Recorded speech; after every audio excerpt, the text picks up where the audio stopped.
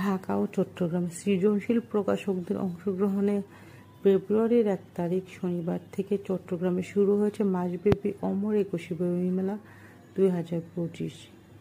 এবার বইমেলা অনুষ্ঠিত হয়েছে আজিজ স্টেডিয়ামে। গতবার এই মেলাটা অনুষ্ঠিত হয়েছিল চট্টগ্রামের সিআরবিতে।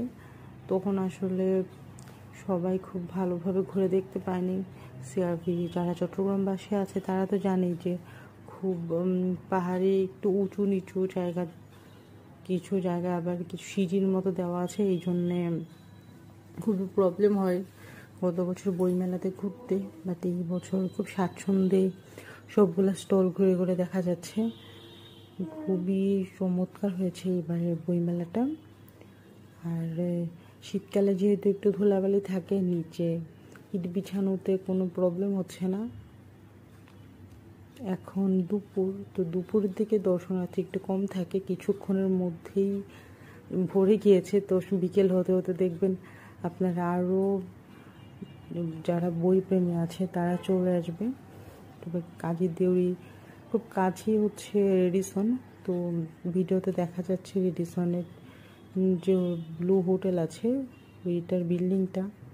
আমি কিন্তু অনেকটা দূরে, বাট বিল্ডিংটা অনেক উঁচু হয় দেখা যাচ্ছে। তবে এখানে একটা জিনিস লক্ষ্য করেছেন কিনা আপনারা, যে একটা ছোট বাচ্চা, এই বাচ্চাটা আসলে অনেকক্ষণ ধরে এখানে ঘুমাচ্ছে। বাচ্চাটাকে আসলে ঘুমাচ্ছে না অন্য কোনো প্রবলেম কেউ আসলে ফাইন্ড আউট করে ট্রাই করে নাকি। বা আমি বইমেলায় এসেছি অনেকক্ষণ, বা যতক্ষণ ধরে এসেছি দেখলাম বাচ্চাটা এখানে পড়ে আছে। যদি ঘুমাতে তাহলে তো বাচ্চাটার নিচে বালিশ থাকতো। আচ্ছা যাকে দেখি কি হয় যাওয়া পর্যন্ত।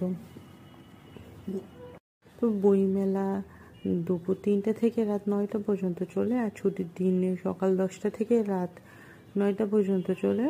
তবে এই বইমেলার আরেকটা মজার ব্যাপার হচ্ছে এখানে প্রচুর ফাস্টফুড, ফুচকা, পিঠা, চা এসবের স্টল আছে, প্রতি বছরই থাকে। তো কিছুক্ষণ পরে ওখানে যে দোকান আছে রেস্টুরেন্টের মতো, ওখানে যাব। আগে বই মেলাটা দেখে কিছু বই কিনে নিই। এখানে স্টলের নামগুলো আপনারা দেখতে পাচ্ছেন, বিভিন্ন স্টলে বিভিন্ন ধরনের বই বিক্রি করছে।